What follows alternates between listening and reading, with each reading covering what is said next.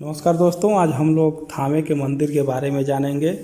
यहाँ पे रहसु भगत और राजा मनन सिंह के बारे में क्या उन लोगों का हिस्ट्री था। और यहाँ पे जिसको भी भूत ऊत धरा रहता है, इस मंदिर पे आने के बाद से वो तुरंत खेलने लगता है और वो अच्छा हो जाता है, ठीक भी हो जाता है। तो इसका क्या रहस्य है, क्या है, ये सब आप लोगों को बताते हैं। तो ये अभी देखिए बाघ का मंदिर है जिसपे चारों तरफ से इसके गले में सांप है। ये बाघ का और ये रहसु भगत का, ये रहसु भगत का तस्वीर है।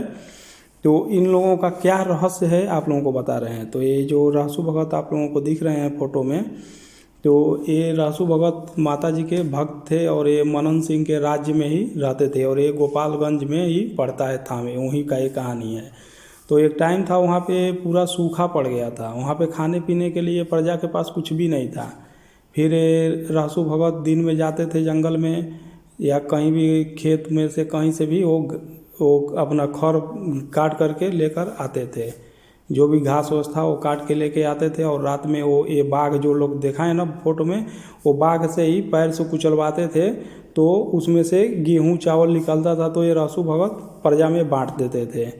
तो ये बात धीरे धीरे राजा के तक पहुंच गया कि रहसु भगत ऐसे प्रजा को वो बांट रहे हैं चावल।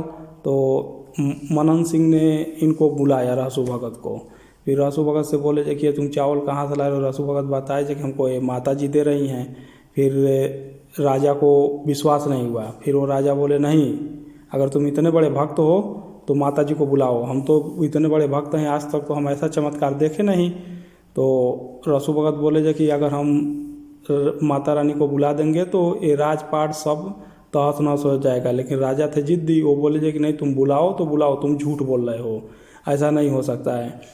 फिर रहसु भगत माता जी को कलकत्ता से बुलाए और माता जी ऐसे कलकत्ता से फिर पटना, फिर ऐसे 7 जगह पे रुकते रुकते आई।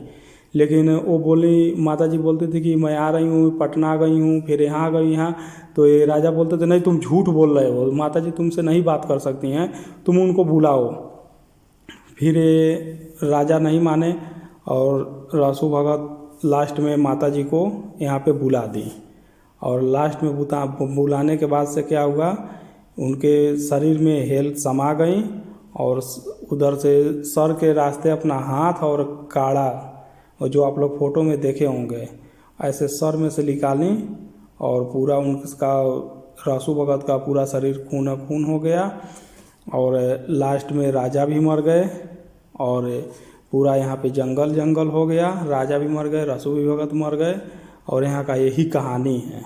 राजा जिद कर दिए, उनका राजा का पूरा ये देखिए, देख रहे हैं ना जंगल, ये पूरा इसी में ख़त्म हो गया। राजपाट ये 90 एकड़ का जंगल है और उनका 90 एकड़ में ही घर था वो राजा का।